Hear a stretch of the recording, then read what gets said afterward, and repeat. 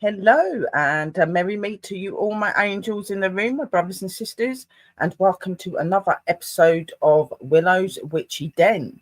So obviously you've got myself and you've got my beautiful co-host and sister Drew.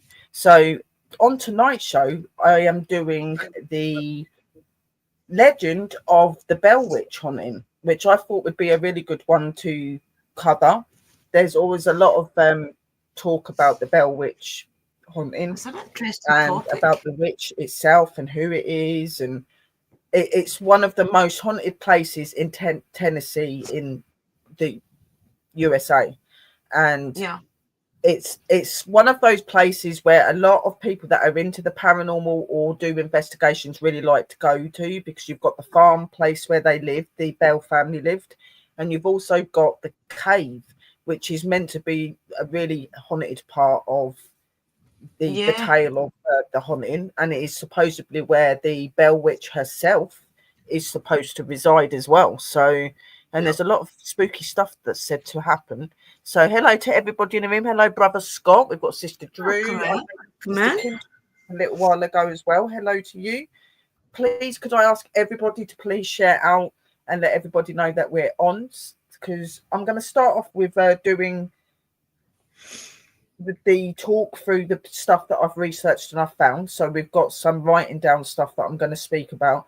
Then we've got some pictures that we're going to show of the place as well, which are some really cool pictures. And then obviously we're going to put some videos up. But in between the videos, me and Sister Drew, and throughout the show, me and Sister Drew will talk to you guys, see what you guys think, what give our options and opinions and things on what we think might be going on. Being investigators, we look out for this sort of stuff. We find this stuff really interesting, but you've always got that little bit in the back of your head that, is it really the way that they say it is? It's one of them, again, that you need to experience for yourself, really. There's so much legend behind it, isn't there? There is. Well, the cave itself is supposedly underneath a native burial ground where native people used to reside and bury their native family, and that there is a tale about that a young native girl's bones to her grave was taken out of the cave. So when it comes to the Bell Witch itself, who could it really be? Because they do put them down to being one of these neighbours that they were having fallouts with over money and land, and her name was Kate. Now as tourists say, they reckon that she's the Bell Witch, but it could quite easily be one of this native young girl that was had her bones and stuff removed. Because if you think about it, native people are very secret, and they do certain things to their dead and that, so that if you do anything, things can come back to you. It could also be its own entity. It could be more than one. Yeah, it could be more than one witch. You know what I mean? Like, you just don't know. It's just those stories, isn't it? Places like that can form their own energy because of the tales and the legends and the hype and things. So it could have formed off into its own little things. It could be exactly. You think about how many people come in and talk about that and speak about the story and talk about the energy. It's very easy to. Hello, Sister Kerry. It's very easy to manifest an energy into existence, especially if you keep talking about it and things like that. You know, it's very interesting. Yes. I think it's a really interesting legend, and I'm so glad that I do have Rudy to say to me, like, what do you fancy on doing? Well, I want to do something to do with like hauntings and stuff today, and he'll come out with stuff. It's really cool. And he helps me with the research and stuff like that, because it does stress me out, especially when you've got loads of it to go through. So he gets certain parts and I do certain parts, and we always get a good show. Yeah, for sure. I have got to start doing it, though, that when I'm doing the shows, I actually send part of the show over to Sister Drew so that she actually does get to speak in this as well, because she just I love sitting listening, and she just gives her little sense worth when she wants to.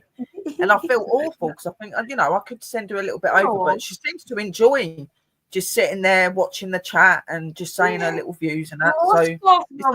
Most of them, it's good to hear the stories behind it and then add what I've heard, you know. See, I could quite easily just sit there and speak about my own sense worth and what I think about the thing, but I really think it's important to look into the research of the place, and it's really good to share the actual stories. I know there's hundreds of different stories about different hauntings, but all nonetheless, it's interesting, and there's truth in every part of that. You know what I mean? You're going to find somewhere where it's more accurate. You'll be like, well, yeah, there are bits in all of the videos we see. You know, that's just the net for you. Like, yep, for sure. And different people's opinions and things like that. So yeah, it's going to be an interesting one. So what I'm going to do is start with speaking to you about the story of the Bell Witch. Okay. And we'll do the first part, and then I will stop and we'll have our little talk. Okay. So everybody ready? Yeah. Oh, well. If she goes too quiet when she's sleeping after work, well, yeah, if she does, so I just have to start doing the. I fell asleep. Juices. She'll wake back up. Don't worry. Yep. Right, okay, start doing some opera to us. She'll soon wake up. Right, here we go then. So, the Bell Witch. It has been called America's greatest ghost story, and it happened right here in Tennessee. In the decade since the witch or the spirit first manifested around the Bell family on their farm in Robinson Country in the early 19th century, the Bell Witch had attracted the attention of ghost hunters, skeptics, supernaturalists, religious leaders, storytellers, authors, historians, and curious citizens from all over the world. Earlier sources of the Bell Witch legend are doubtable at best, but provide a terrific look into the preservedness of the legend and of the progression of the Bell Witch story through the years. The two most famous sources and authenticated history of the famous Bell Witch is by M.V. Ingram, published in 1894, and A Mysterious Spirit, The Bell Witch of Tennessee, by Charles Bailey Bell, are essentially the same narrative, differing only in details and styles. Both these sources tell a fascinating story of the supernatural and provide the basis for much of the Bell Witch folklore. The Bell family. John Bell was born in Halifax Country, North Carolina in 1750, the son of William Bell and Anne Jones.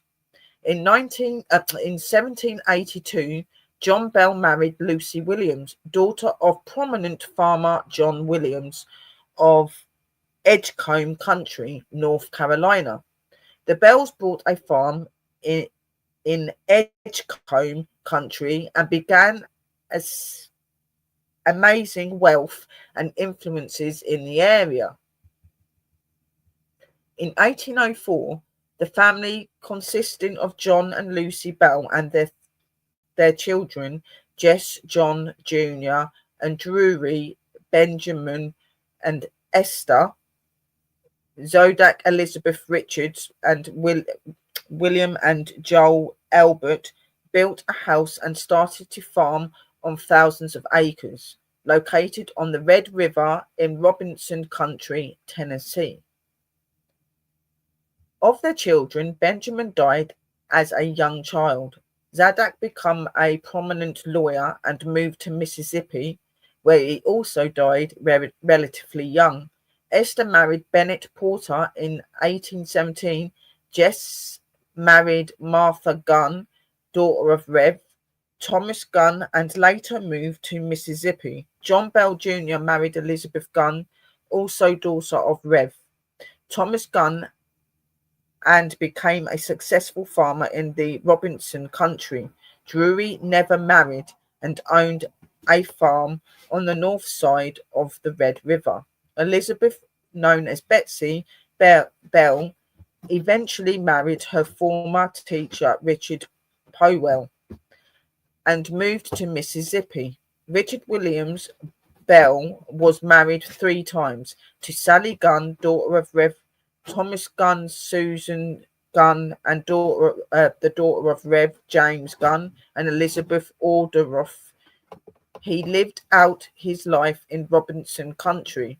The youngest child, Joel Edgebert, married twice and moved to Springfield. Despite the lasting impact of what the Bells termed our family troubles, the family continued to flourish, and some descendants of the Bells still live in Tennessee and other southern and midwestern states. Disturbances begin. The origin of the legendary Bell Witch is, of course, a mystery. In early accounts, the spirit itself provides its origin, stating, "I am spirit. I was once very happy, but I have been disturbed and made unhappy. I am the spirit of a person who was buried in the woods nearby, and the grave was disturbed. My bones disturbed and scattered, and one of my teeth was lost under this house. I am here looking for my tooth." Of course, this cannot be verified. However, a number of Indian burial mounds could be found in the region. In another event, the witch claimed to be a spirit from everywhere, heaven, hell, and the earth, and in the air, the houses, any place at any time, have been created millions of years. The first appearance of unusual disturbances surrounding the Bell family is unusually reported as an incident on the farm, in which John Bell fired a shot at a dog-like creature, which vanished. Drury and Betsy also began to see strange creatures nearby the property.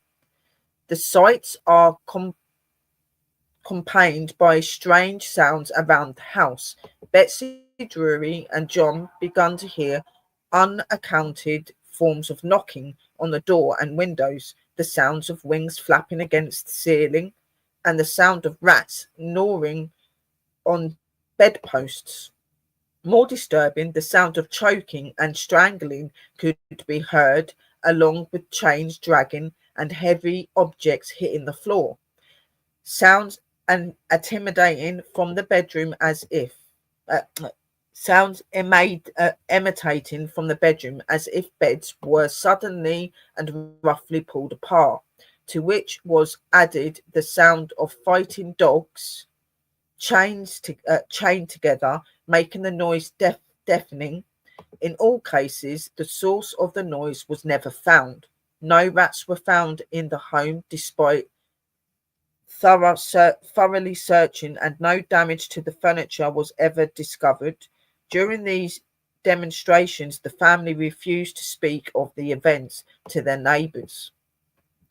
The spirit increased its activity, sometimes physically abusing the members of the family.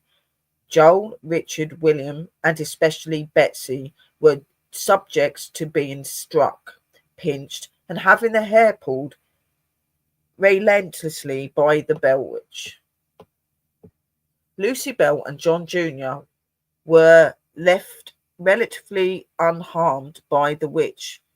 Lucy was proclaimed by the spirit to be the most perfect woman living, and the witch showed a great deal of compassion towards her, even caring for her and singing to her while she was ill. John Jr. had long, intense conversations with the witch, but he never failed to show his animosity for it, declaring it to be the spirit of a Dane. So let me just stop there, and then we'll go to the next bit. So obviously, John and Lucy Bell moved in. They were a married couple. They moved in with their children. Obviously, one of them sadly died, but the others did go on to get married. They met their partners, but through the time living in the house with with their parents, they were getting a lot of this experience from this witch. You know, John and Betsy were the victims of the witch. They would always be attacked and be assaulted, but any other members of the family were never terrorized by the witch. She was actually quite compassionate and loving towards them. So I don't know what it is that she had in for John and Betsy, but there was just something that really made her rile up when they were about, and she would do this stuff to them. Again, could it be the neighbour that John upset over money and land? Could it be a native woman? There was a saying that a young native lady's bones were removed from the cave. So it could be a number of different entities or energies, or it could just be the one. But nobody really fully knows who the Bell Witch really is. All that is consistently said is about this, this very terrifying haunting with lots of different paranormal going on and a lot of phenomena going on, noises, banging, things being thrown, things being dropped, voices being heard, even apparitions and stuff was seen at times as well. Weird, strange looking animals and stuff in their fields and stuff like that you just can't explain would turn up. Like they were going through a lot of stuff. And as I go through the story, you'll get to see just how much this spirit doesn't really like John Bell. Okay, definitely not very happy with him. No. And even today, when people go there, they say that sometimes they still experience hearing her voice. She either cries or she does this weird lullaby song, and people will hear that. That they give tales of seeing footprints in the mud of the cave, or you'll see hands moving across the mud, and you'll see it as if like an unseen entity is doing something in the cave. People have experienced cold spots. They've heard voices. They've seen little apparitions and stuff. There's, people even today say that they still experience stuff around this property, and that it is still registered as being, the most haunted. If it is native then on the land. I reckon I think the haunting is a lot of different things, to be honest. I really do. It probably is. It's got a lot of history. It's native related. It's obviously been war related as well. There's been different families and people that have lived and worked there. So it could be a number of different energy. And what you've got to remember as well is when a life ends, sometimes a residual energy is left behind.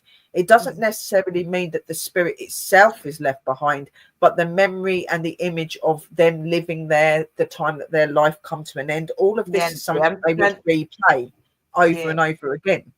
But this Bell Witch is a little bit more than that. She's very intelligent. She can speak to them very clearly. She can give proper conversation with them. She knows things that she shouldn't know. She's very intelligent, which very much shows that she's most definitely in the spirit form, that she's able to communicate, connect, and do these sort of things. And she's able to manipulate and abuse this family as well. And it isn't just them that witnessed this. There were people that were, in the end, they told some of their neighbours about the haunting going on because they were worried. And some of the neighbours actually come over and stayed to see what was going on, and they experienced the same thing. So, goodness. Brother Michael says there is a loose theory that the Bell Witch lost her mind and sanity before passing on. So I think, yes, okay, unfinished stuff, and came back to finish her unfinished stuff, but quite strongly. Yeah, it could be. See, it could be a lot of things. Yeah, it could be. It could be, but like one of the prominent stories is that because she's only specifically starting with certain members of the family as well. Now, there was a former lady that was good friends with them, where something happened and she wasn't happy with what John done. She felt quite betrayed by him. They stopped talking, and obviously she passed away. and they say that maybe she's back for her revenge and things like that. She's making him pay for how she paid. You've got this young native girl that's bones were removed from the cave, because the native people, even though they buried on top of the cave, they also used inside the cave for like rituals, ceremonies, to hide away, to keep their ill safe. It was also a place where they would bury them. So it was very secret to the native people. So it could be a number of reasons to why. And I've heard the story that, you know, it could be a female witch that had gone insane and that. But there's other people that say that she was somebody that was very happy in life. She was going through life, having really good things happen, and something was meant to have happened that disturbed her, disturbed the way of her happiness in her life. And when she died unhappy and angry. So she's come back with revenge. So could be a number of things. It can be a number of things. It could be the native lady. She would have been happy when she was with her native people. She's been buried. She's at rest, and then suddenly her bones are removed. That's not going to make her happy. Or you've got his neighbour that he upset and he took for granted. So it could be a number of things. It could be somebody way back from that. Maybe they've moved something in the house or done something on the land that they shouldn't have done, and it upset the spirit. You know, none of us are really ever going to properly know, are we? So it's an interesting story. So the sermons. On one famous occasion, the witch recited perfectly the sermon of Revered James Gunn of Bethel Methodist Church, followed by the sermon of Sugfort, despite the fact that they had originally been given at the same time, more than 12 miles apart.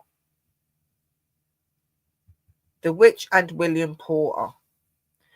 Family friend William Porter claimed the witch climbed into bed with him, allowing him the opportunity to seize the spirit in the bed clothes, and attempted to throw it into the fire, saying only the immense weight and terrifying smell of it prevented him from succeeding. The Witch and the Bell family slave. The witch had a dislike for a family slave, tormenting them relentlessly, beating them, and refusing to allow them into the house. A Bell slave named Dean stated he encountered the witch several times, and that it appeared frequently in the form of a large black dog or wolf, sometimes with 2 heads, sometimes with no head. Dean also claimed to be turned into a mule and attacked several times by the witch. He was carried with him by the witch. He was carried with him at all times his axe and a witch ball made by his wife as protection from the witch's influences. The Witch and the Shakers. Visitors and neighbours were not immune from the witch's performances either. In one instance, the witch set 3 dogs, Cheshire Tig and Bulgar, on travelling shakers who never travelled by the farm again. So she could also influence animals and make animals do things that she wanted them to do as well. The Silver Bullet. In another, the neighbour and the husband of Esther Bell Bennett Porter fired a shot at a knotty log that had been conjured up by the witch.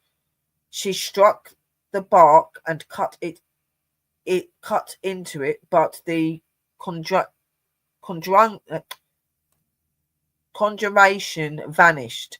Only the bent tree and bullet hole remained. So they would like fire at things. They would try and break things down that this witch was leaving them, trying to torment them and stuff. And when they would go to be doing this, the stuff would actually disappear and it'd be like it was never there. So she very much was playing with them as well, trying to make them go crazy. Obviously, Dr. Mize. In another instance, Dr. Mize, a noted conjurer from Simpson, Kentucky, came to exorcise the witch and was mocked and frightened away. So not even the most powerfulest and holiest of people could get this spirit under control. Then you've got Betsy Bell. Now, she is the eldest daughter of John Bell and Lucy Bell, and she is the other one that is getting regular attacks from this energy like her father. So Betsy Bell, Sir John Bell and Betsy Bell seem to be the two most frequently abused by the witch, for reasons still unclear. The witch adamantly opposed the union of childhood sweethearts Betsy Bell and Joshua Gardner, frequently resorting to ruthless taunt and physical abuse. Joshua and Betsy remained attached, but she put off marriage in fear of the spirit's reprisal. The witch's attacks on Betsy were not all related to her relationship with Gardner, and the constant threat of the witch begun to affect her such that she became prone to fainting spells and smothering sensations, often appearing exhausted and lifeless. Her experiences were not confined to the Bell property either. Betsy later described one incident when the spirit became so tantalizing, filling my mind with horror and causing me to become so nervous. My parents often sent me to a neighbour to rest for the night. My first night away from home was spent with Thenny Thorne. When we retired, there came a loud knocking on our outside door, which seemed to fly open, and a great gust of wind was felt. They sprung up at once and lit a candle. To our surprise, the door was not open. Then a voice spoke softly. Betsy, you should not have come over here. You know I can follow you anywhere. Now get a good night's sleep. A soft hand patted my cheek, and the voice again assured us that we would not be disturbed any more that night. The rest of the family often attempted to give Betsy relief, and family friend Frank Miles promised to protect Betsy from any further abuse by the spirit. Betsy said Frank was the most powerful man any of us ever saw, and just as fearless as any living man. One time he said to me, come sit by me, little sister. Nothing will bother you while I am here. The witch responded, you go home. You can do no good here. The witch then began abusing Betsy, slapping her, pulling her hair, before turning on Miles, knocking him over and injuring him. Betsy continued to endure the spirit's abuse, and after calling off the marriage to Gardner, Betsy was eventually courted by and married to her former school teacher, Richard Powell. Despite the apparent abandonment of the witch's torment, in 1820, she left the area with her husband and settled in Mississippi. Joshua Gardner and Betsy Bell and Frank Miles. Joshua Gardner, 1894, an authentic history of the famous Bell Witch, the wonders of the 19th century, and the unexplained phenomenon of the Christian era by M.V. Ingram are some of the books that you can actually look up about this. Elizabeth Betsy Bell, 1894. She authored The History of the Famous Bell Witch, the Wonders of the 19th Century, and the Unexplained Phenomena of the Christian Era by M.V. Ingram. Frank Miles of 1894. It's the same books and stuff. They all authenticated these books and wrote their parts in it. So the next part is the death of John Bell. So obviously over a period of time, John Bell, as well as his daughter, were being regularly tormented by this witch. And Betsy would often have dreams that the witch would give to her, showing her dad laying in the middle of the field lifeless with a screwed up face from where he'd screamed and shouted at her. So Betsy would have a lot of nightmares like this, and it really scared her about losing her dad. Now, over time, the influence of the witch on John Bell becomes so much that he become really sick. He would hardly eat. He lost a lot of weight. He become very lifeless and not good. He was taking medication to try to recover, but somehow this medication had been turned into a black poison. Now, there's a lot of theories. Could it have been his wife? But from what I can tell, him and his wife seem very happy, apart from the torment of the witch. But again, spirits can influence you to do things. But there isn't really anything ever wrote that gives that configurement that it was his wife that killed him or anything like that. But there are theories that they say could it have been his wife, and they're using this story as a cover-up. But there's been a lot of people that have experienced stuff with this so-called witch. There's been very strange phenomena gone on. There's been a lot of very evil stuff go on. So it kind of prominent that deceive of it all.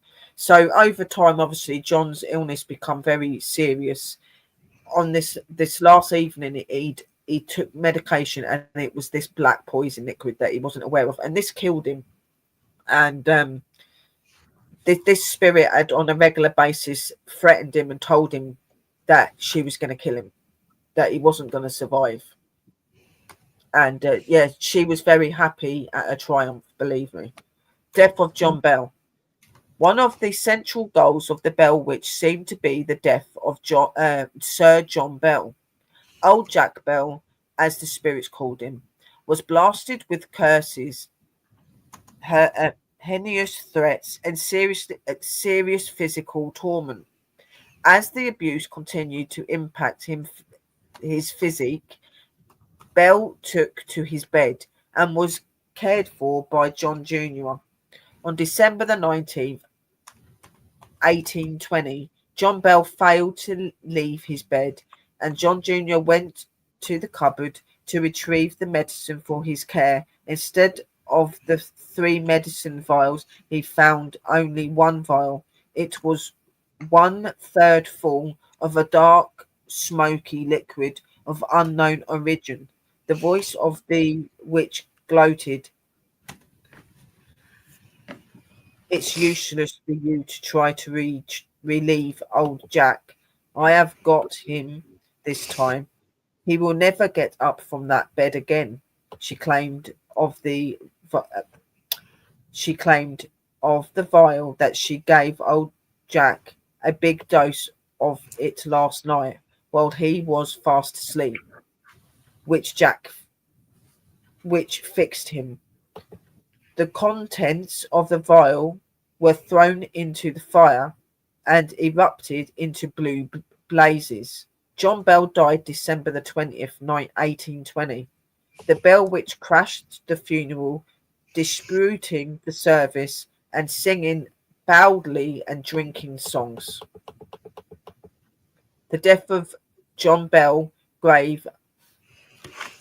The death of John Bell is 1894.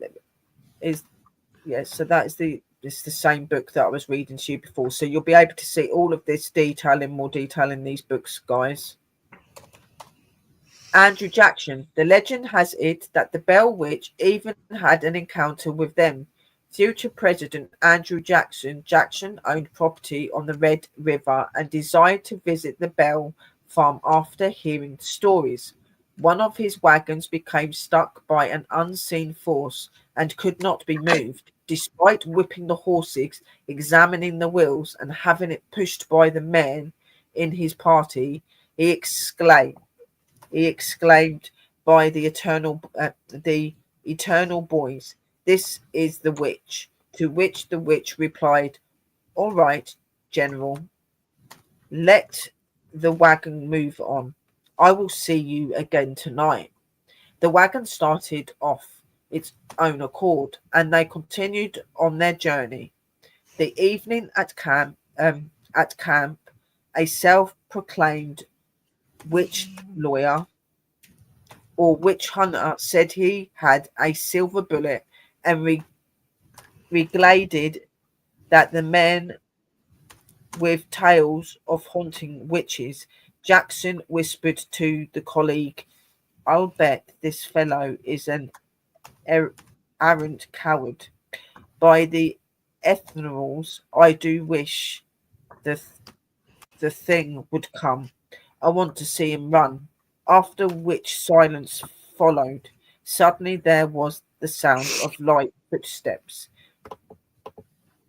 prancing on the floor, and the voices started. "All right, General, I am on hand and ready for business." The witch bade the witch hunter to shoot, but the gun did not fire.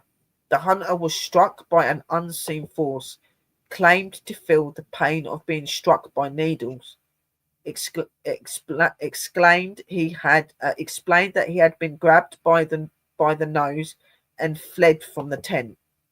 The witch exclaimed how the devil did run and beg. "I'll bet he won't come through here again with his old horse pistol to shoot me. I guess that's fun enough for tonight, General, and you can go to bed now. I will come tomorrow night and show you another rascal in this crowd." Jackson was eager to stay, but his party had had enough, and Jackson returned to Nashville shortly after. Then you've got Kate Bates. Now, this is the lady that John Bell was supposedly had problems and issues with, and she did reside and die. And a lot of people say that they believe that maybe the Bell Witch is actually her. So Mary Catherine or Kate Bates D, after 1847, the wife of Frederick Bates, was believed by many to have been the culprit behind the disturbances known as the Bell Witch. Although not a poor woman, she was often mocked by others throughout the Red River settlement in Robertson country. Her imperial usage of words, along with her sometimes strange ways, led many to think she was practicing black magic or other forms of the occult. In the early years of the century, Benjamin Bates, the brother of Frederick Bates, had a dispute with John Bell over the sale of a slave. Facts of the dispute were later tangled and become the source of a rumor to the effect that John Bell and Kate Bates had the quarrel, and that the Bell Witch was created by Kate Bates to get revenge on Bell. Well, there are plenty of stories connecting the Bell Witch to Kate Bates and some sort of disagreement that existed between her and John Bell. Recent evidence suggests that she had nothing to do with it. In fact, contrary to reports of her claiming that she would get even with John Bell on her deathbed, Kate Bates actually outlived John Bell by many years. Today, there are many descendants of the Bates family living in Chittenden, Montgomery, and Robinson country. Oh, where's that gone? Oh God, I've lost it. Oh, yep.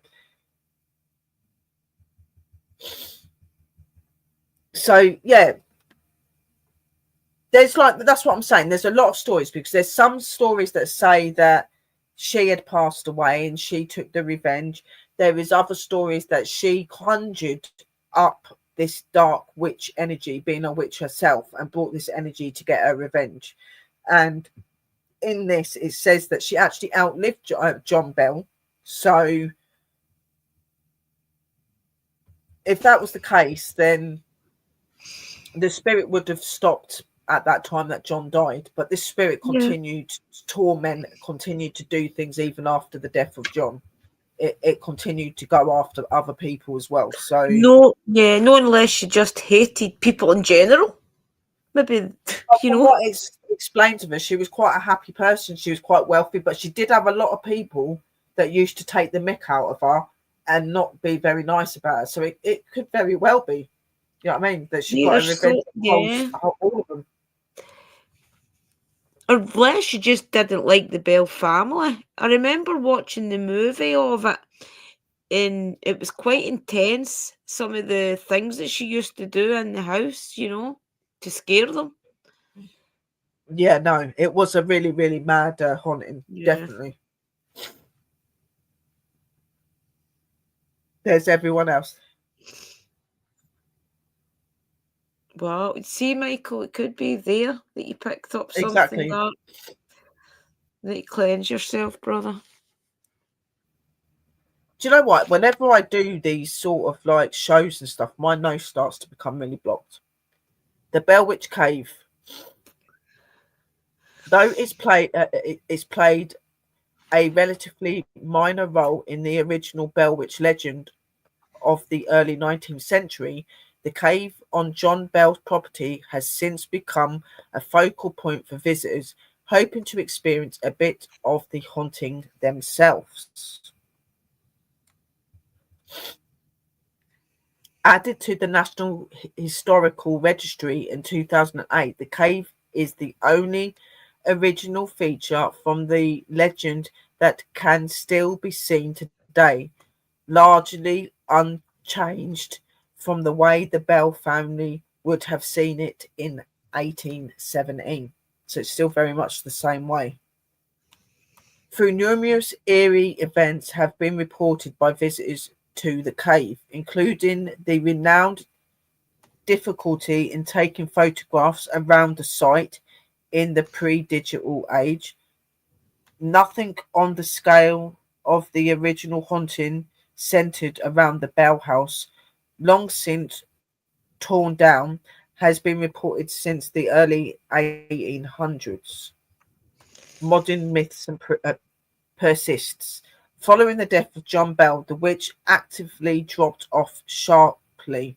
The spirit was still active throughout the winter and spring of 1821, but it soon bade the family farewell, telling them it will be gone for 7 years. True to its word, the family remaining on the property, Lucy, Richard, William, and Joel, claimed the witch did return in February 1828. Repairing in much the same way it appeared the first time, with shanking beds and unexplained noises. It soon vanished again.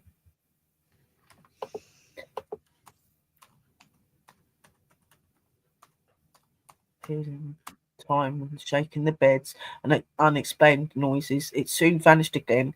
Claimed it would return to haunt the Bell descendants once again in 1935, but no other Pacific haunting of the Bell family or their property on this level experienced in the early 19th century have been reported, despite this unexplained activity in and around the Bell farm in Adams tenancy.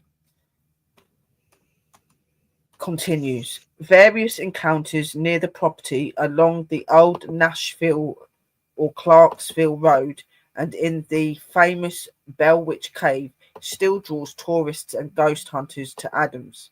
The Bell Witch has been the subject of countless modern books, analyses, documentaries, and movies, including the 2006 wide release motion picture An American Haunting, very loosely based on the Bell Witch legend. Though the haunting of the Bell family apparently ended nearly 200 years ago, tales of the Bell Witch are just as compelling now in 2023 2009 as they were in the 1890. The Bell Witch and the Scariest Ghost Story in Tennessee. On a scheduled farm about 30 minutes from Clarksville in Adams, Tennessee, lies the Bell family farm and the Bell Witch Cave, one of the most documented cases of a haunting in America history. Most people have heard the stories of the Bell Witch. Not only is it the most widely documented paranormal event, the case of the Bell Witch is also the only time a death has been officially attributed to supernatural entity. The site of the haunting on the Bell farm is also considered to be one of the most haunted places in America, and that's even today. The legend. Starting in 1817, a little over a decade after the Bell family first bought the farm in Adams and moved in, John Bell and his family began to hear strange noises, thumps in the walls, creaking, groaning, scratching at the windows. Nothing ordinary explained the noises away, but the family weren't over concerned until the violence began. The haunting soon escalated to physical attacks. The children were pulled from beds and unseen hands pinched and slapped the family. Most of the phantom abuse was created on Betsy and John Bell's daughter, and on John Bell himself. Sometimes the phenomenon would speak. It would hurl insults at John Bell as if it was angry with him. A few years after the haunting started, the entity took credit for Bell's sudden illness and demise, apparently poisoning Bell with a mysterious black liquid. The scary thing about the Bell Witch story is not that a ghost terrorized a teenage girl or even that a ghost was held accountable for the death of a person. The scariest thing is that so many people have taken the Bell Witch story so seriously. It's not just a story, it's a well-documented event reported by the multitude of people. Many people reported hearing the voices of the Bell Witch or hearing the scratches and knocks. Others also reported seeing strange animals on the property and floating orbs of light in the surrounding woods. The haunting of the Bell Witch takes many forms. The fact that the phenomenon was not just witnessed by a few people in the household, but by many, it's quite terrifying. The aftermath. The hauntings stopped unexpectedly after John Bell's death, but the story didn't die in 1828. On the contrary, in the years after the purported haunting ended, the story was often shared and retold throughout the era. In Clarksville, newspapers published Martin V. Ingram would have heard the Bell Witch story retold often as he was growing up. Over 50 years after the entire haunting, Ingram came into possession of a written account of Richard William Bell's experience of the haunting, titled Our Family Troubles, Martin V. Ingram used the manuscript as a primary source to publish an official account of the Bell Witch haunting. Ingram, an authenticated history of the famous Bell Witch, published in Clarksville in 1894, is the first instance of the entire story being printed and sold to the public.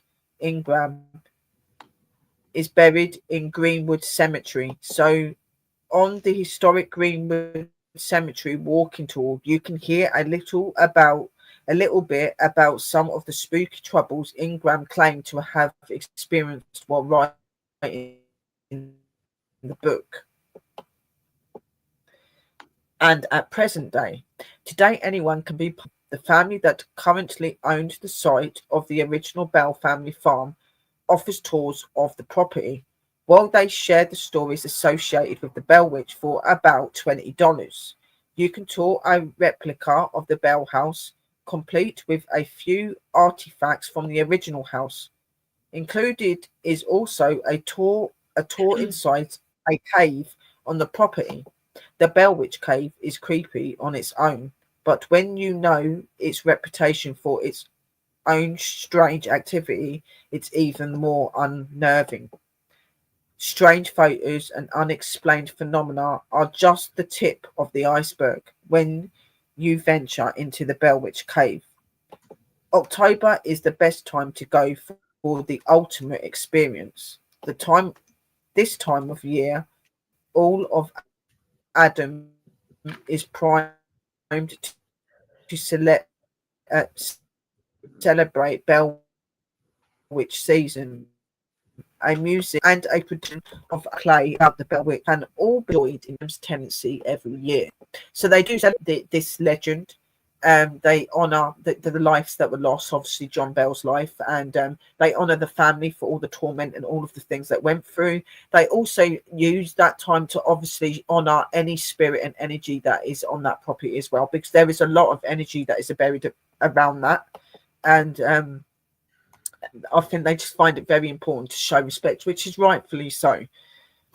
So the next bit is the powers of the Bellwitch. So in this bit, I'll talk to you about this in a minute. So for me, I've always found the Bellwitch to be a very fascinating story.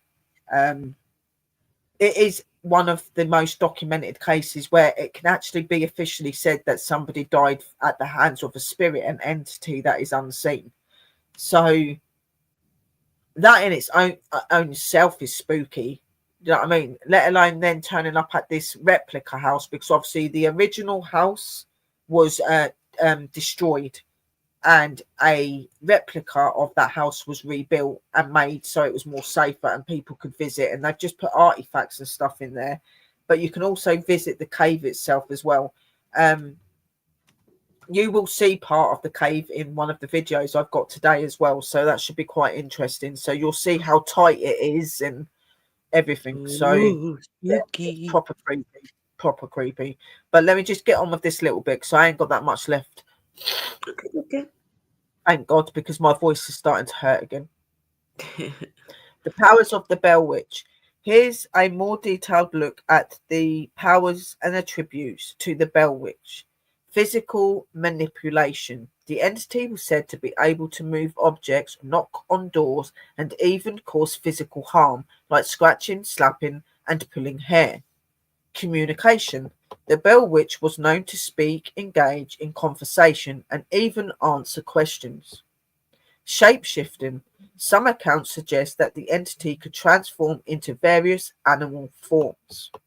Clairvoyance. The spirit was said to be able to possess the ability to know things that no one else present could possibly know. Superhuman and speed and presence. Some accounts suggest that the entity could cross long distance instantly or appear in multiple locations at once. Opposed to love. The entity was said to be opposed to relationships between Betsy Bell and Jonathan Gardner, taunting and physically abusing Betsy to discourage their union. The energy did not like any sort of form of love or relationship. That she didn't like that at all. So these are some of like the powers and the ways that she was supposed to have been able to hold. So the next bit, there's a little bit more about the cave. The Bellwitch Cave story centers on the alleged haunting of the Bell family in the 19th century Tennessee, with the cave itself becoming a focal point of the legend, believed to be the home of the entity, though the cave role is debated. Here are more details to look at the story. The haunting. From 1817 to 1821, the Bell family lived near Adams tenancy and experienced serious, strange, frightening events, including strange noises, voices, physical attacks, allegedly caused by an invisible entity known as the Bell Witch. The entity described as an invisible voice could shapeshift, affect the physical environment, and even be in multiple places at once. The cave roll. The Bell Witch Cave, located on a property once owned by the Bell family, is believed to be the home of the witch, where she supposedly retreated after tormenting the family. The local folklore. Some local folklore points to a neighbour, Kate Bates, as the identity of the witch, who allegedly had a bitter dispute with John Bell over the land deal. The death of John Bell. Sir John Bell died under suspicious circumstances, and some believed he was poisoned by the Bell Witch, further solidifying the legend. The cave's modern status. The historic Bell Witch Cave preserves artifacts from the original Bell cabin and offers tours, making it a popular destination for those interested in the paranormal. Debate on the cave's role. While the cave is close to the Bell family homestead, some argue that the alleged cave adventures by the Bell children were created and written many years after the event, suggesting that the cave role is in the original Bell Witch stories is debated. Other accounts. Some narratives claim that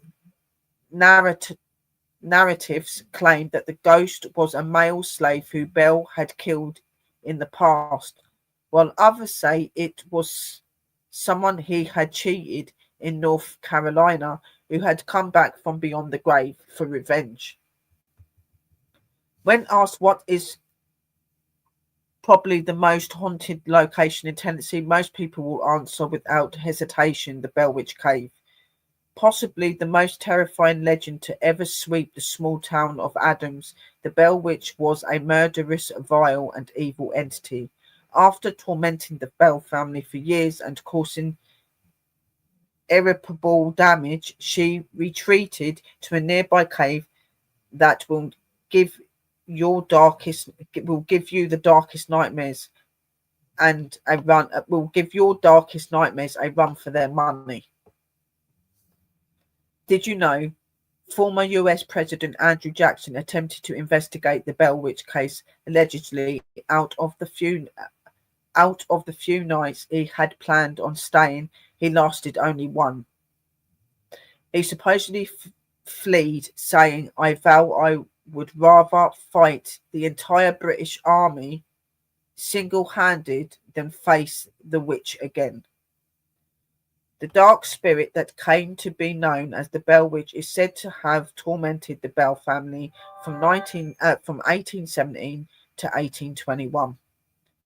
A popular belief is that nothing should be brought into the Bell Witch Cave or out of it, as anyone who dares to do so will be cursed. The Bell Witch legend, how it began. The hair-raising story begins in 1782 when a man named John Bell and the family Lucy Williams in the 1804. After several years of marriage, the couple decided to immigrate to Tennessee, with a few other families searching for a better life. They settled in what is known as Adams, Tennessee, where they purchased the 300 acres of farmland and built a large family home to accommodate their 9 children. They had 9 children. The Bells quickly rose to prominence within the community and found success in farming industries despite their social progress. An issue between John Bell and a member of one of the families he travelled with would portray him in a more questionable light. Frederick Bates, who had also made the trek to North Carolina with his family, suffered a horrific accident while working on his farm. Unable to recover and provide for his family, Frederick began selling some of his property just to get by. A large portion of his land was purchased by John Bell, but little did they know this would set off a deadly feud between the two families. Allegedly, Bell purchased the land for much less than it was worth and took advantage of the hardship that Bats were facing. Frederick's wife, Kate, was particularly disgusted by John's audacity and swore she would make him and his family pay for what they'd done. Adding to the uncomfortable situation, John Bell reportedly purchased a young enslaved girl from Benjamin Bates, Frederick's brother. Apparently, after the sale was finalized, Bell had a change of heart. He believed the girl, who was too young to go for work, to go work on her own, and that she should remain with her mother until she was a bit older. How considerate of him. A few years later, Bell attempts to retrieve her, but Bates decides that since she is now old enough to work, she is worth way more than what Bell intended to pay. Bell was admitted that he already purchased her, and to him, this young woman was now his property. If Bates wanted her back, he would have to repurchase her. So Bell sold the poor girl back to Bates for much more than he had intendedly paid, and once again profited from the situation. As a response, Bates filed a lawsuit against him for extortion. Still, given that it's the 1800s, the communication was delayed and Bell never showed up in court. Since Bell was absent the court sided with Bates, and the verdict that soon reached the townspeople and eventually the local church. Bell, who was an integral member of the church, was promptly excommunicated, which meant the devil could now easily enter his home. John Bell became despised by the community for his manipulative and cold dealings, but the Bats were not that well liked either. Kate, Frederick's wife, was known for her loud, pushy demeanor, and no one wanted to be around her. On top of that, her eccentric displays in church led people to believe that she was practicing witchcraft. In the 19th century, no woman could be overspoken or independent without the help of Satan. The situation escalated quickly, and the story of the typical family feud takes an even darker turn in 1817. The Bell Witch comes to life. One day, John Bell was hunting when he came across a strange animal prowling outside his home. He described what looked like a large black-haired beast and a crossbreed between a dog and a rabbit. Terrifying, he shot the creature, but at a second glance revealed there was nothing there. No trace of blood, no paw prints, nothing. This brief encounter with an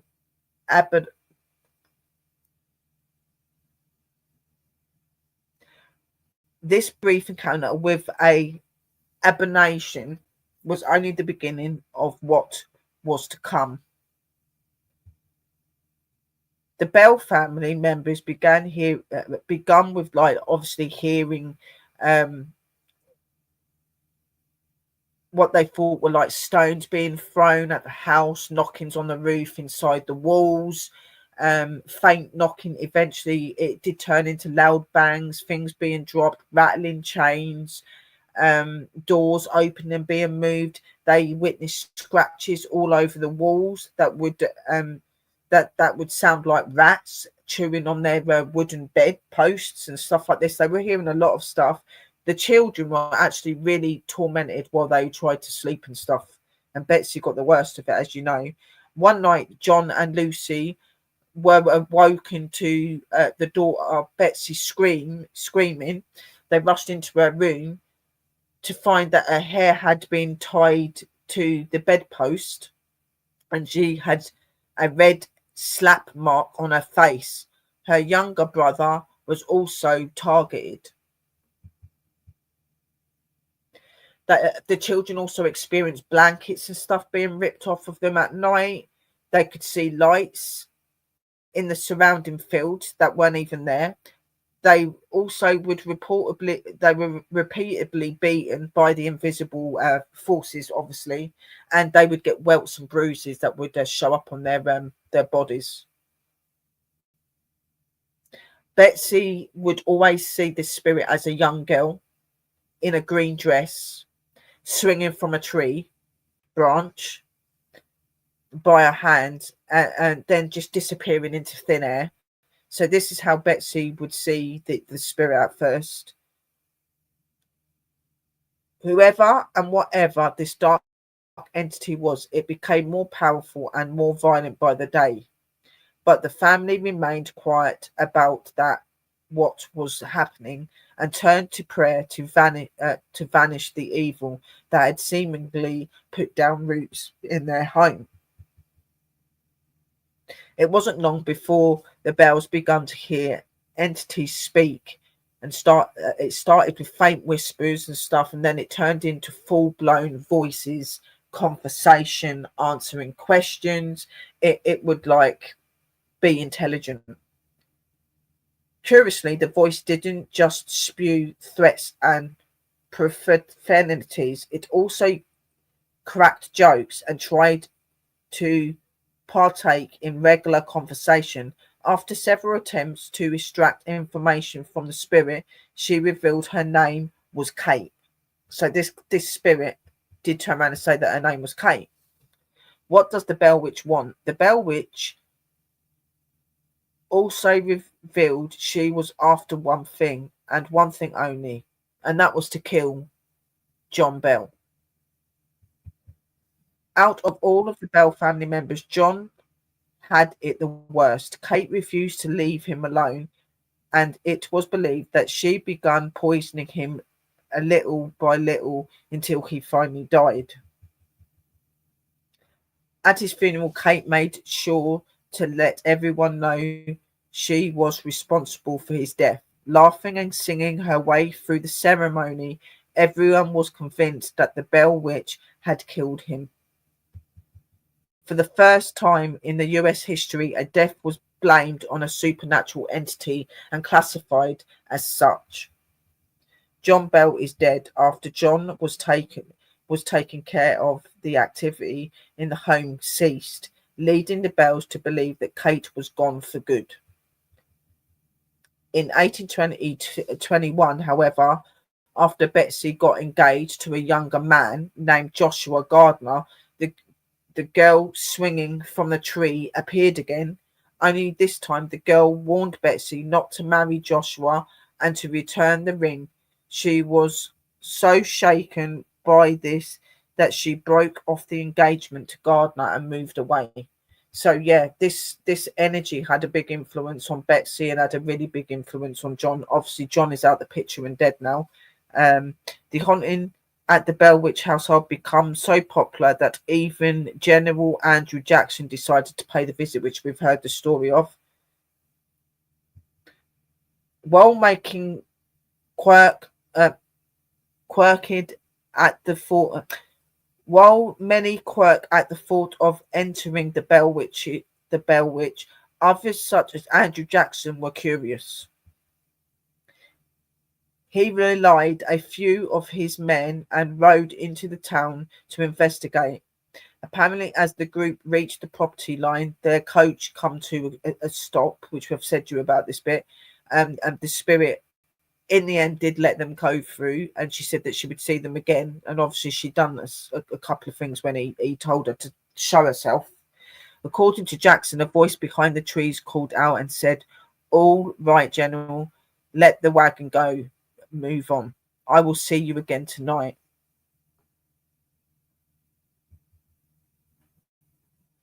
The general crew included an armed witch layer who was bragging about how he is going to kill Kate that night. Of course, she showed up and beat him silly to teach him a lesson. After the witch layer had been laid out, she added that she would take another man the next night. Well, they weren't about to sit around waiting to get beaten up by an invisible woman, so they left. According to the local law, after she had gotten what she wanted, the Bell Witch retreated to the nearby cave, and where her evil spirit has been laying dormant ever since. So she's still apparently supposed to be there, and there has been people that have said that they've heard her and stuff like that. The Bell Witch Cave is located on the property previously owned by them, obviously the Bell family. You can go there and visit it. You can go inside, you can take a tour, but I would be very, very wary when you're doing it. As a warning, visitors are told to not bring anything into the cave or take anything out of it, as terrible things can happen if they do, and it can cause them to be cursed and stuff as well. One man allegedly took a small memento home, a rock he got from the cave, and in 3 days he lost his wife, his job, and his house. Who was the Bell Witch? There are quite a few theories as to whom the Bell Witch was and why she came to be. The main theory is that the events were made up to cover up John Bell's murder. As it turns out, Lucy Bell, John's wife, was Kate Bates' aunt. Some believe the two plotted to murder John and created the witch phenomena to divert suspicion. Interestingly, out of all of the members of the Bell family, Lucy was always treated kindly by the witch, meaning managing to altogether avoid the witch's wrath. If Lucy just wanted to kill John, why would she torture her own kids? Others claim that Kate Bates, being the powerful witch everyone thought she was, summoned a demon to torment the Bells after John took advantage of her family. The lower entity was told to continue wreaking havoc on the Bells until John died. Apparently, the Bell family home was built over a Native American burial ground, which helped fuel the demon's presence in the house. Bell Witch Theory 2. Another theory is that Betsy eventual husband Richard Powell was so smitten by Betsy that he decided to create the witch to keep her from marrying Joshua Gardner. Richard Powell was a highly educated man who could have easily manipulated others to help him scare the Bells. Yet this doesn't explain how the kids were beaten by an unseen force. The mysteries of the Bell Witch may never be solved. Know before you go. The original Bell family home was demolished in 1843. Still an authentic replica with period accurate furnishings is available for tours. Please note the replica is not located in the same spot as the original home. The Bell Witch Cave is also open to public tours, so enter if you dare. Very, very, very, very interesting story indeed, and a lot of stuff behind it.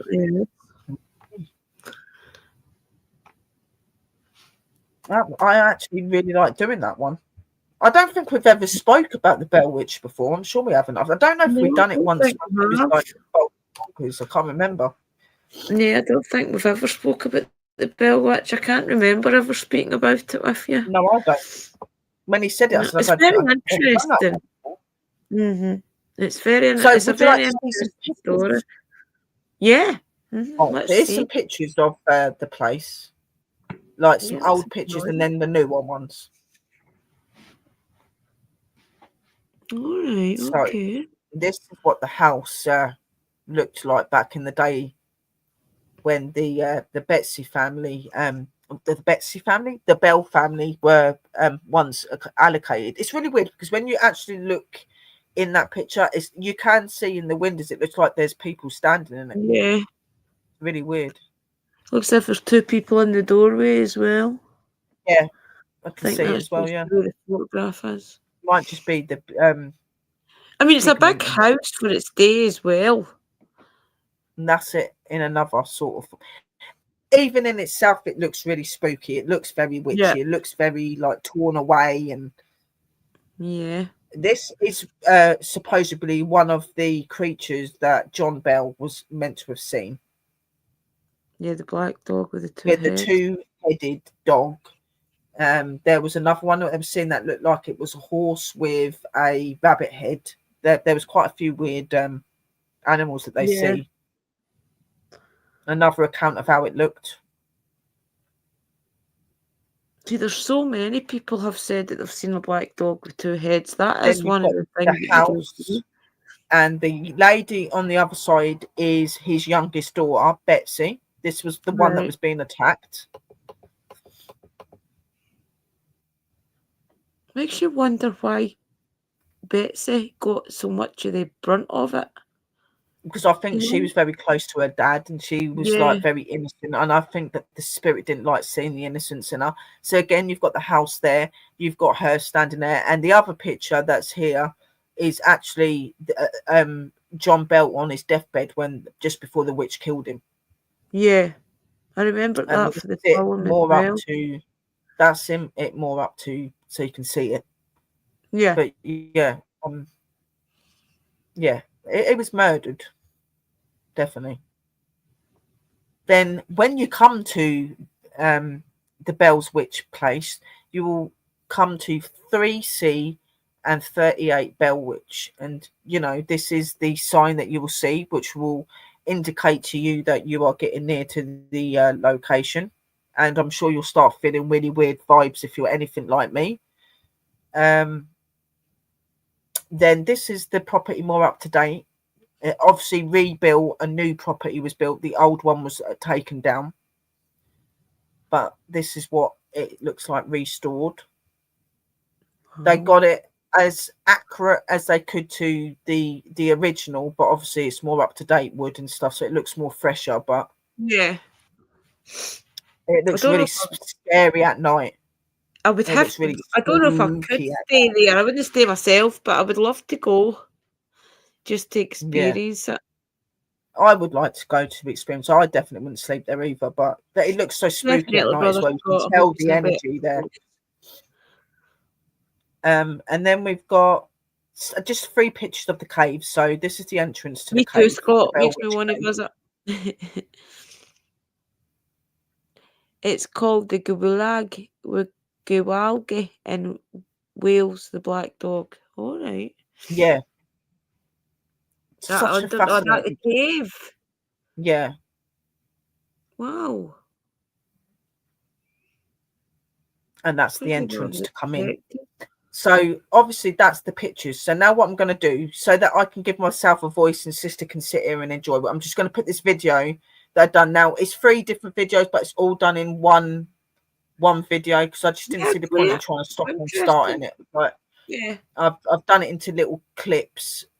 So I think there's like a couple of them that are 10 minutes long, then 8 minutes, but we'll get those videos up because it will explain a little bit more. Right, where is it? Oh, it's there. Right, Bell Witch Part 1. Do-do-do.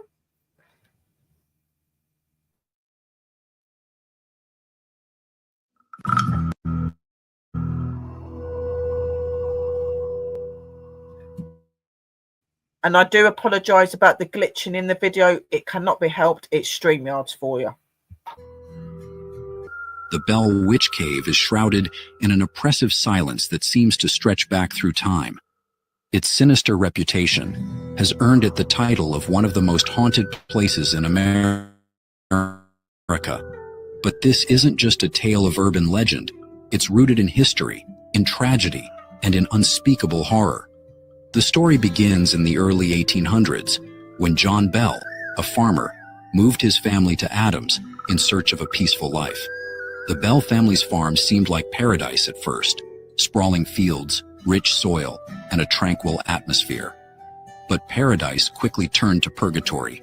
It began innocuously, with small disturbances, faint tapping on the walls of their modest home, whispers in the dead of night, soft and unintelligible.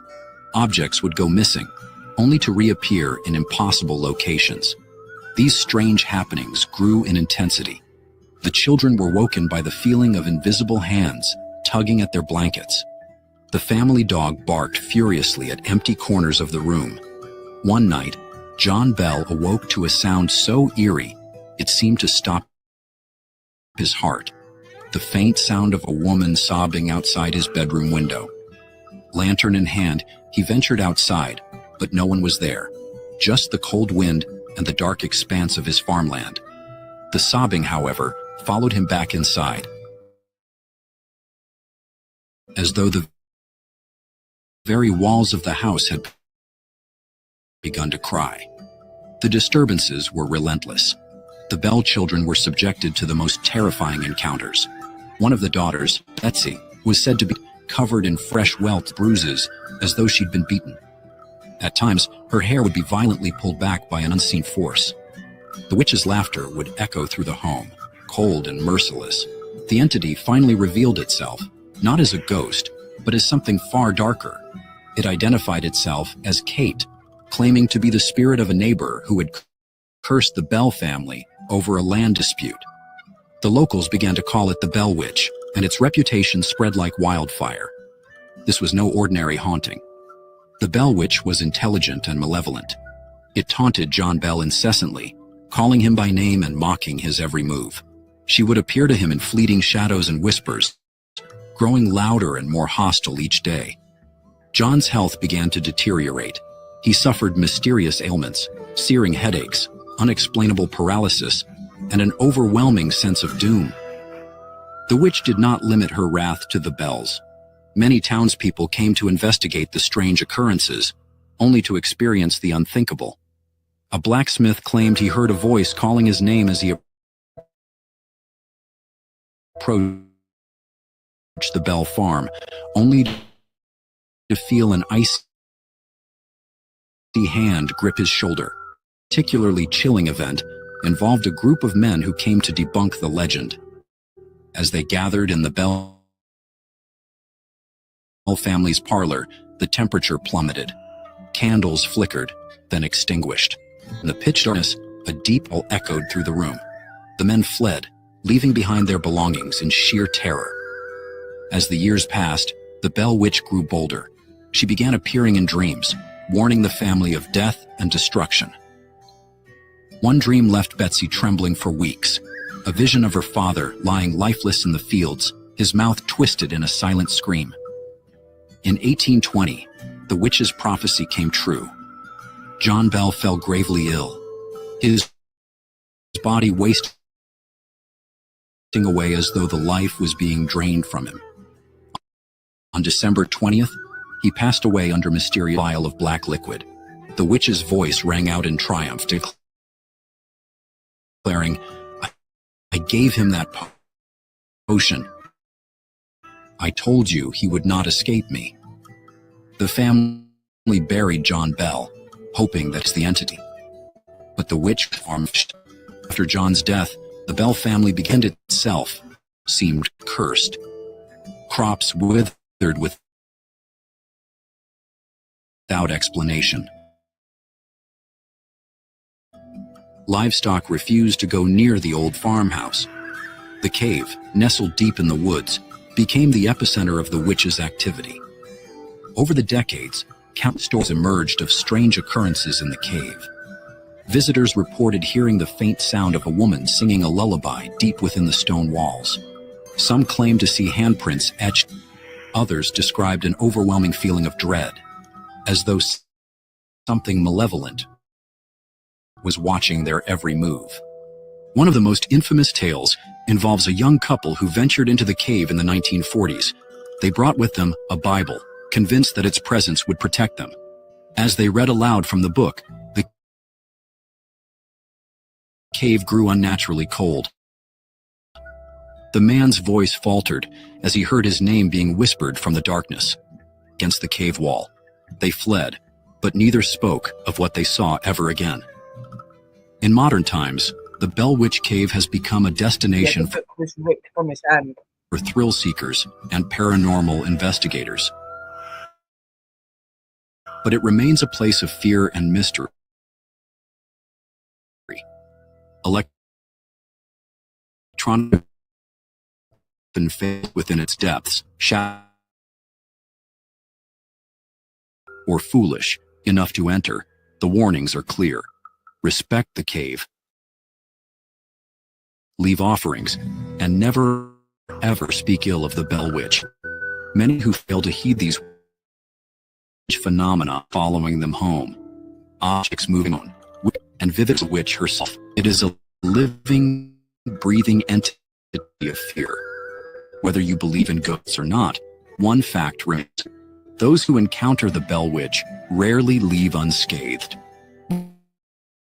Would you dare to step into the cave? They say if you hear her whisper your name, it's all too late. If she whispers your name, it's too late.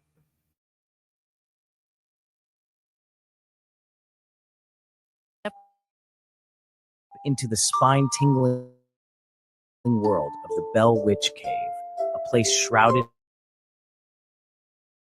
in mystery and legend.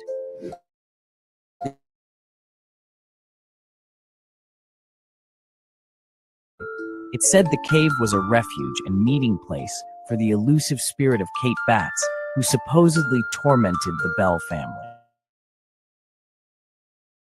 from 1817 to 1821, causing unexplainable phenomena. Secondly, the cave is often linked to strange occurrences today. Visitors have reported mysterious footprints appearing and disappearing in the damp cave soil, and some have claimed to hear whispers echoing through the dark passages. Could it be the infamous witch communicating from beyond? Step into the spine-tingling world of the Bell Witch Cave, a place shrouded in mystery and legend. This cave, nestled in atoms for 2 centuries, are you ready to uncover the truth hidden beneath its dark surface? Our first fact might send shivers down your spine. It said the cave was a refuge and meeting place for the elusive spirit of Kate Batts, who supposedly tormented the Bell family. Her spirit is believed to have haunted the family from 1817 to 1821, causing unexplainable phenomena. Secondly, the cave is often linked to strange occurrences even today. Visitors have reported mysterious footprints appearing and disappearing in the damp cave soil, and some have claimed to hear whispers echoing through the dark passages. Could it be the infamous witch communicating from beyond?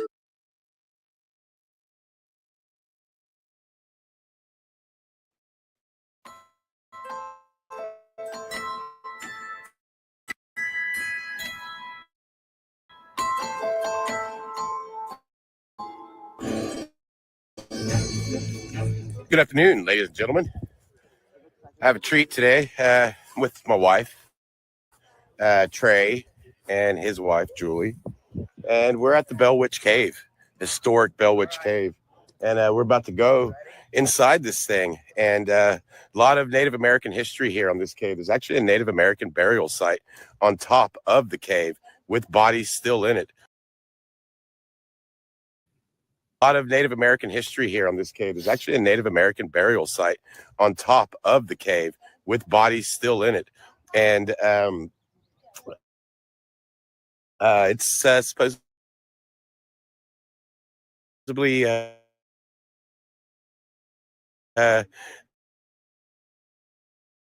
Andrew Jackson, a lot of Andrew Jackson history here too. He got scared of this place. But it looks like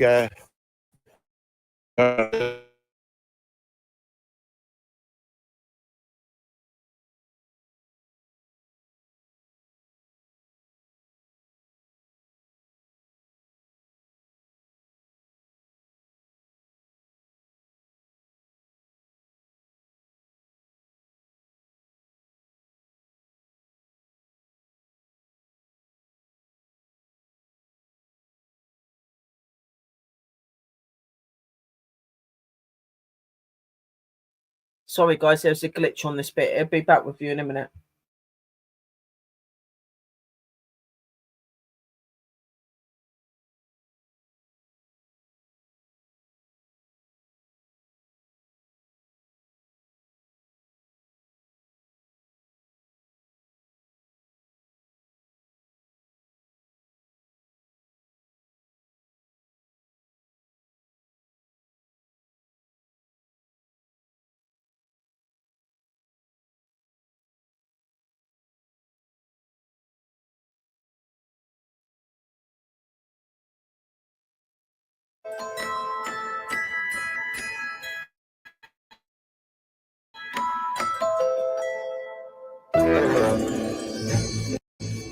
Good afternoon, ladies and gentlemen. I have a treat today.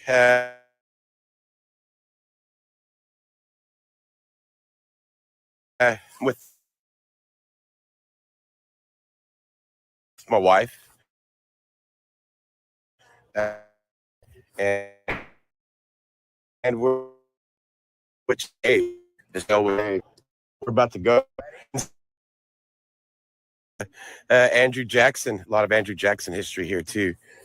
He got scared of this place.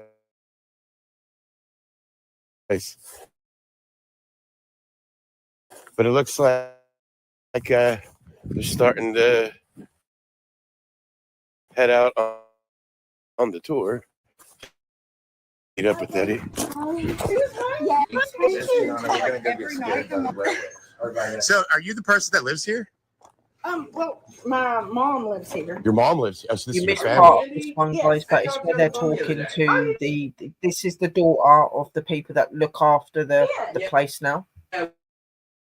We were going to do the night thing, but then we decided we're going to do some Jackson. Yeah. But yeah, that's awesome. Oh, cool. I was me and my brother.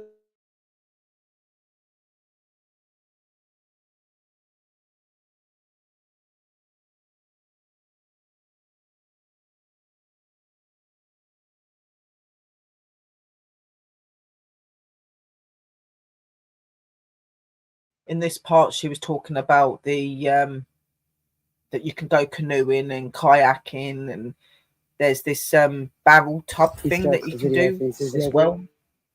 At the Blair Witch Cave. And risk of pushing you off? I don't think so. Did he say that?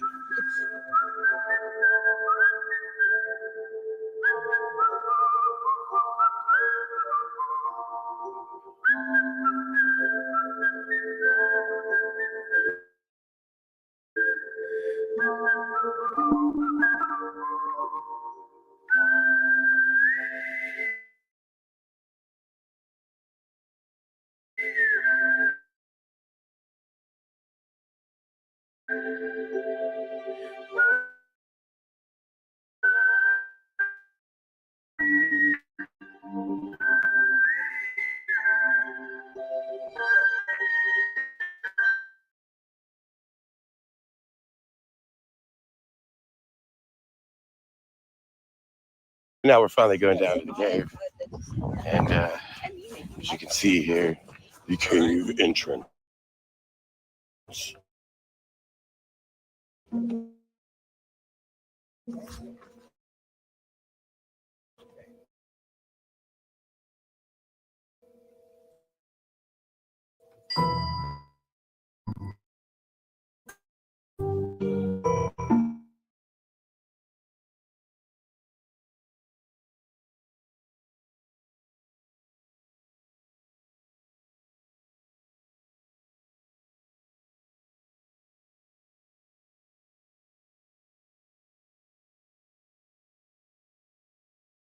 Behind.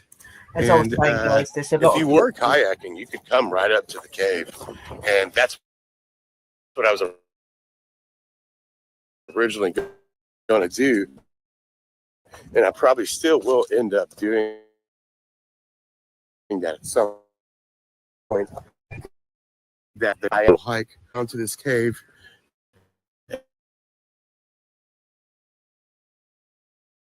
And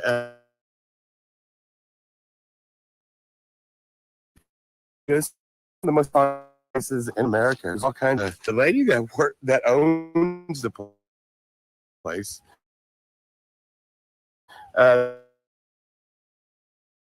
They know. Watch Trey's video. So what do you think so far?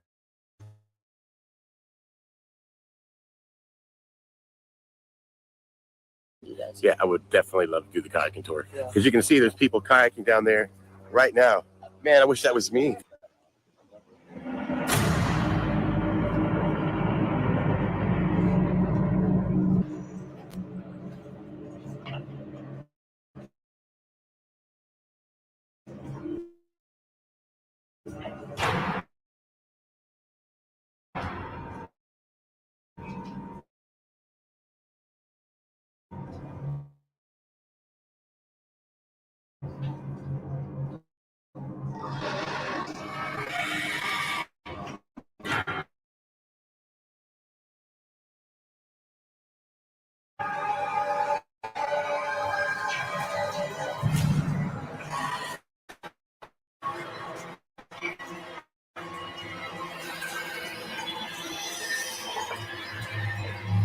It does come back, guys.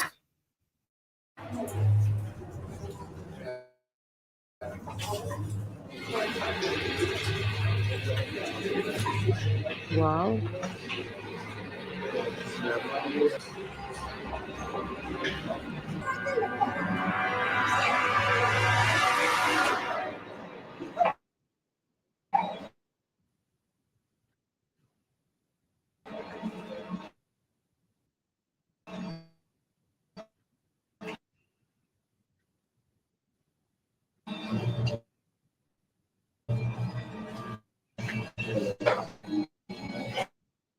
Looks as if it's been chipped out. Man-made. Yeah. Looks like a face on the wall.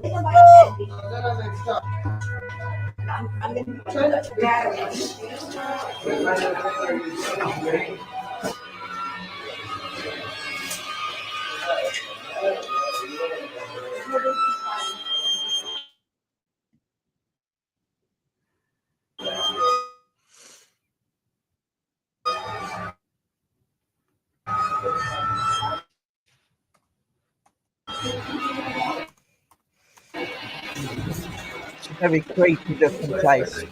Creepy.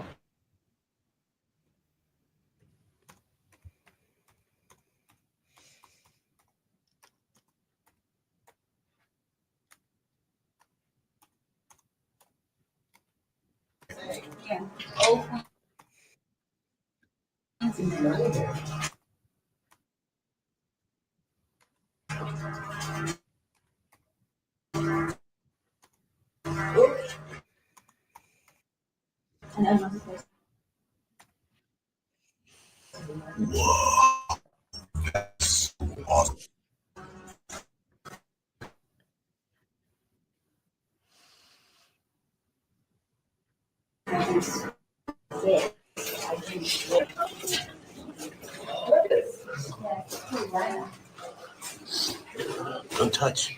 You're supposed to touch, don't you? Start.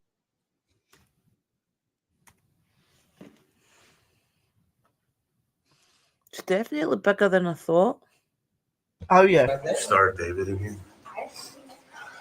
Have you never been to the Purple Caves? No. Oh, I'm standing right there.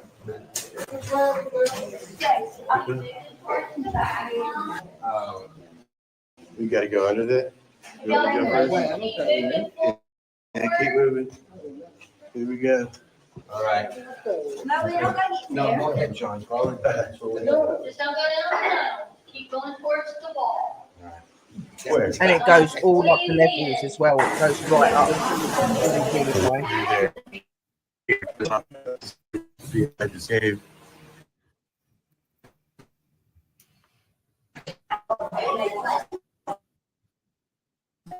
Okay.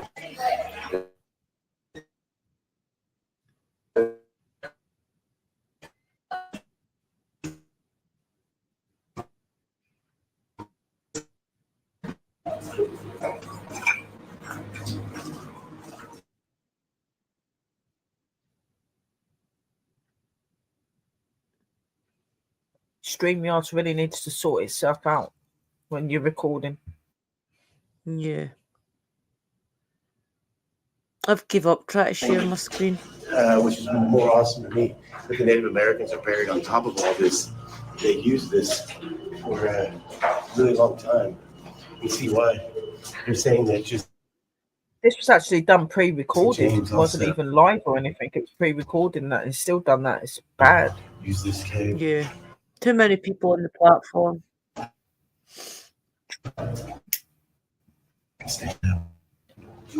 I agree.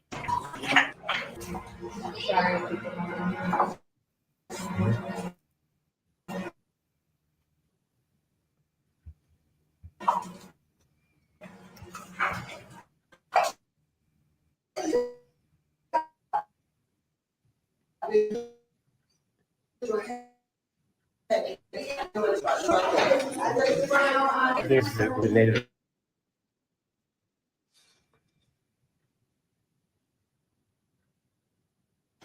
Is where the Native Americans stuck their torch. You see all the blocks. The salt mines in Poland. I don't feel there's any spiritual activity in here. Not at all, yes.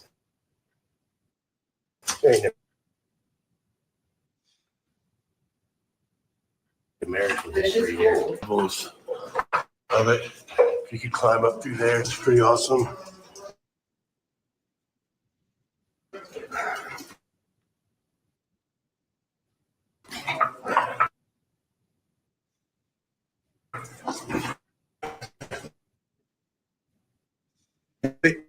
Do you feel look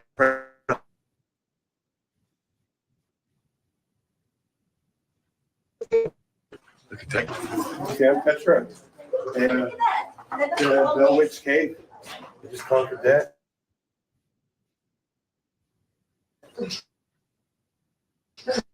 Threw it in one. Where's Trey?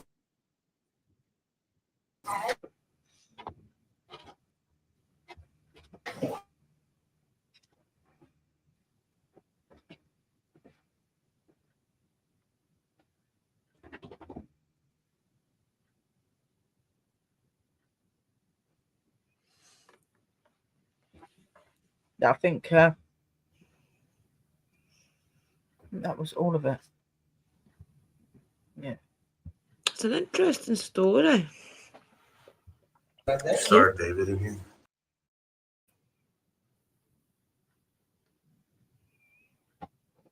I don't know why it's not coming off. Hang on a minute. I think we might have a picture still over us. Hang on. Trying to work that out. Where are we gone? There we are. Here we are. Yeah, it's absolutely massive. Obviously, like, because StreamYard does not do its thing properly, it's glitched a lot of it out. But obviously, where I had it on the video bit, it was panning around the whole thing. It's absolutely huge. There was this area that he looked up into, and it must be like 3 or 4 stories high. It's huge. I didn't realise it was this big. Crawl into and all sorts, but they do say that when you go there, not to take anything from it or take anything in there. They say that when you go in there with your electronics and things like that, it doesn't work. The cameras won't work properly. Things glitch, and it's really weird because when I was doing the other videos, yes, they weren't brilliant, but you could understand, and it was doing what it was meant to do. With this one, it really glitched really badly at certain parts that he was trying to show. It was really weird. I was like, You want it out? Yeah. I don't think I'd want to do any water sports there in case she pushed me in. What if she didn't like you? Don't get me. I'm not very good with water as it is, so I'd be all right staying away from the canoes and stuff anyway. But if I was somebody that loved water, I wouldn't get on a boat there because, like you're saying, she'll probably pull us under or do something. You know what I mean? Like, you could remind her of the bells, and she wouldn't like you.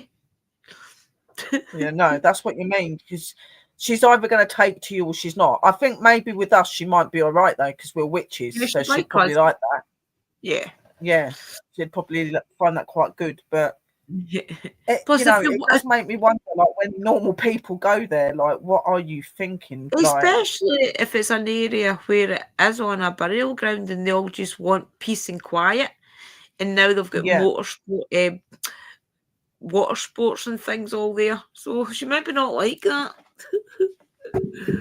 Well, like, to them it could be like this. It's disrespectful, isn't it? Because, you know, that's their resting place and it's where they coincide, and then people are using it as a tourist attraction. You know what I mean? It's I remember seeing Ghost Adventures going there, and Ghost Adventures to look in the woods to try and find where it was. So obviously, since those days, which where would that have been? Early 2000s. Then obviously they found the big place since then and put up a tourist place. Oh! Excellent, Sherry and Drew. Wonderful story. It is. It's a very fascinating story, and again, it's one of those stories that you're never really going to know the truth unless you was there and you experienced it yourself. You know what I mean? Yeah, ask the spirits. Spirit box. Yeah, ask the spirits. Yeah, that is the best way to know what happens, is talking to them directly. You know what I mean? Because so much stuff can be changed and altered over the years that you just really don't know what is fixed and what isn't. We'll need to get Mystical to go there. She's in Tennessee. She's going.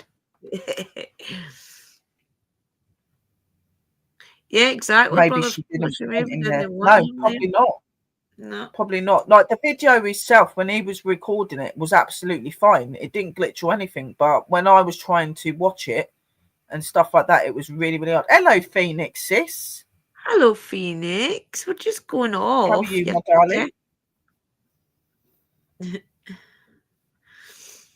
Oh dear. But yeah, no, excuse me. Definitely a very interesting one. I really enjoyed doing this show today as well. I'm glad that I done that, and it's most definitely not one that I've done a show on. I know I've not done a show on the Bell Witch, I'm sure of it. No, I can't remember ever doing one.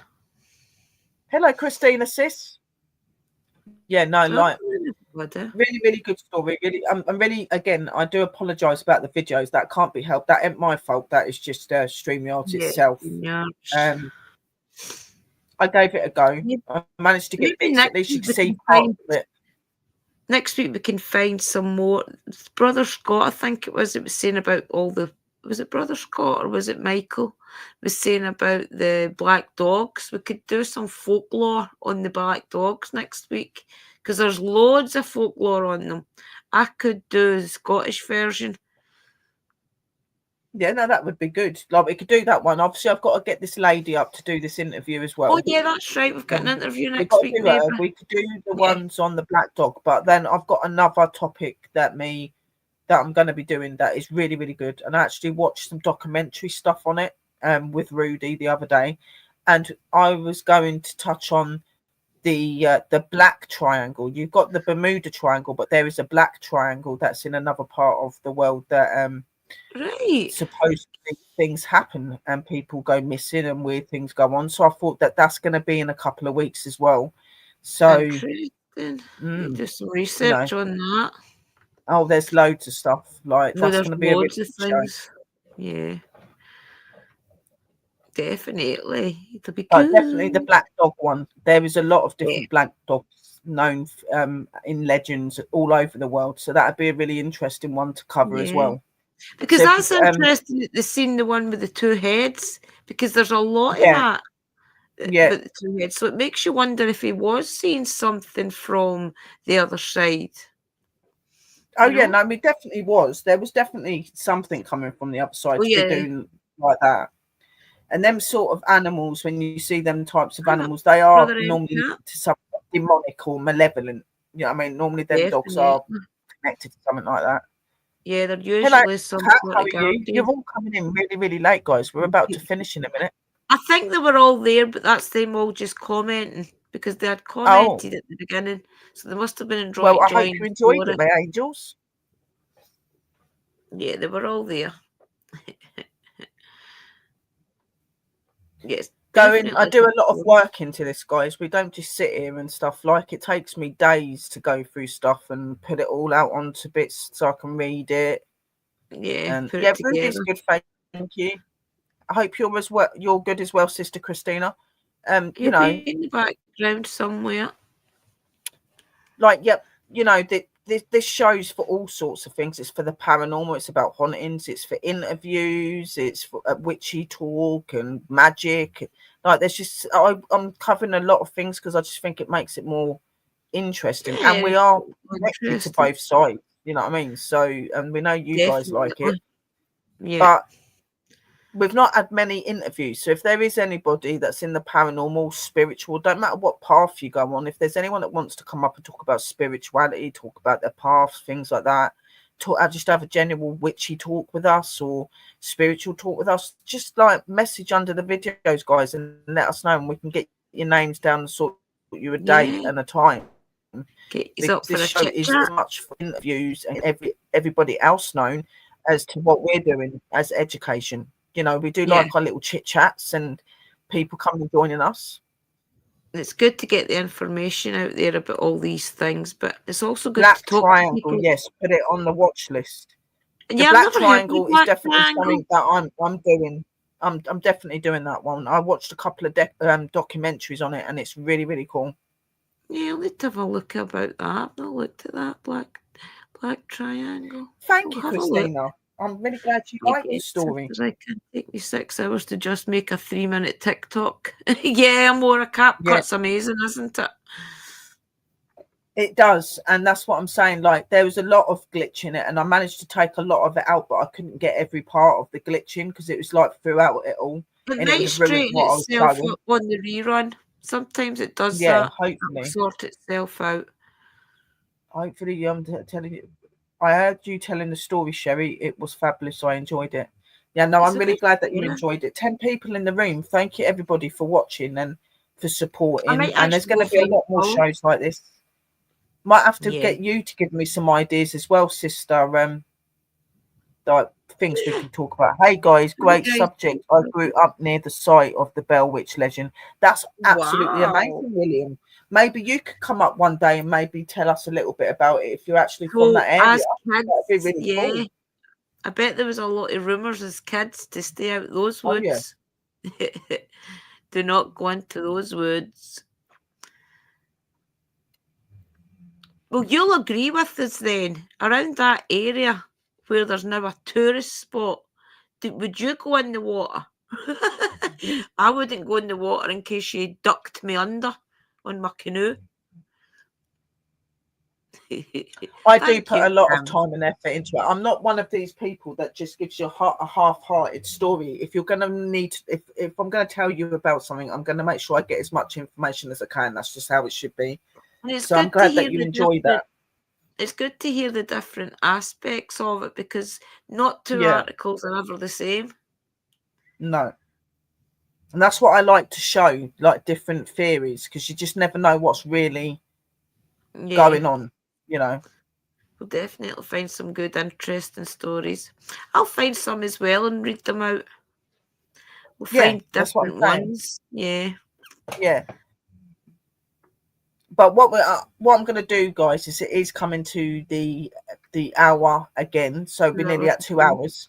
So I am going to get off of here in a minute. And he knows a descendant of the Bell family, but she doesn't believe in the stories and doesn't talk about it. See, I've heard that. Oh, wow. But I think it's because they don't, you know what it's like if, you don't want to talk something into existence. So I do believe a lot of the existing family members have that in their bloodline. Don't talk about it. Don't bring it to fruition, you know. They didn't know that. I think a lot of them say they don't believe in it when a lot of it is actually fear. It's fear because they know it's in the family and it could easily come back because of that bloodline acknowledging them. So they choose not to say anything. And I can get that. I'd be the same if I had a family thing like that. Me too. You have to be careful. Like we're saying, you always have to be careful when you're talking about these sort of things because you can manifest it if you're somebody that's like directly associated to it. So yeah, because I can remember one of the that. males. There was I don't know if it was a documentary or if it was something I was watching to do with ghost hunting, but I remember there was a descendant. He was a male, and he was trying to do research on the place. So I don't know if he ever managed to prove anything or not. It might even be him that wrote one of the articles. Who knows? But I remember seeing something like that way back a few years ago. So well, I had a story. I had a video, but it would not play it at all. It was being an arse, and it was actually a relative. It was, I think, he was the third or fourth cousin of John Bell.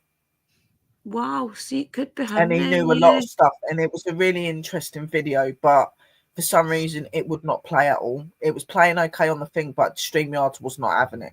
Having it. Right, probably I couldn't use it. So yeah, there's loads and loads of stuff online, guys. You can go onto YouTube and put in the thing, and there's a lot of stuff on there, and you'll see that sort of stuff on there anyway if you want to see more information on it. Oh well, Phoenix, stay safe. They're getting really bad weather again. Stay safe. Yeah, no, be safe, sis. We pray for you, sis. Keep safe. Lots of love. And I know Kerry in Wales has got a lot of fires. There's fires right behind Kerry's house in Wales. Oh, so we're prayers and blessings to you as well, Sister Kerry. I know you was in earlier as well. So lots of love to you and keep safe, Angel. We'll pray. But yeah, I'm going to stop this in a minute, guys, because obviously Sister Drew's been at work as well. And, you know, I'll just fall asleep on me.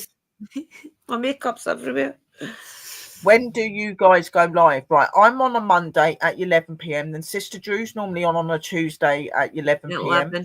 Yeah, I'll be on. And then you have obviously Chrissy and Chris. They're normally on in the week. But yeah, mine and Sister Drew's is on Monday and Sister Drew's Tuesday at 11 p.m. UK time. So she should be on tomorrow, and we do divination with Sister Drew. Yes, get those questions ready for spirits. Yeah, definitely. What are we doing tomorrow on the show, sis? We will do some divination coin, maybe, and some divination coin we will do, because I already said that in the group. And we will do maybe some postcard for spirit or something, okay? Yeah, postcard for spirit and the divination coin. So get questions ready that you want yes, no answers to. Yeah, that's 6 p.m. Central Time. So do you want me to? I know I haven't got messages from spirits, but I've got like another card. You do another set of cards, yeah. I'll do like a little message card one. I've got a couple of them. Yeah, we'll figure something out before the stream. But it's divination anyway, so get questions ready, guys. So tune in, guys. Again, 11 p.m. UK time tomorrow. Do not miss it. Well, today for us, because it's actually 1 a.m. for us. So yes, yeah, today. Hours later, not now. Yeah. So right, we're going to get off, my angels. So have a blessed night. Be safe, be true, and remember to stay spooky, guys, and to just keep being you and just enjoy all of the things around you. Sister Drew, you want to say anything to the guys? Yeah, just stay safe, everybody, and I will see you all tomorrow. Blessed be. And blessings to everybody that's having the fires in Wales, to Sister Kerry, and obviously the bad weather for Sister Phoenix and anyone else that's going through. We're sending you blessings and love, everyone. And I'm going to do the intro out and give you time to say bye, and blessed be from me and Mary Parton, and we'll see you all very, very soon. Bye, guys. The next Willow's Witchy Den. Right. Now I've got to find the video. Bye, everybody. We are still here. Right. That's okay. Here we go. And we're out. Blessed be, guys.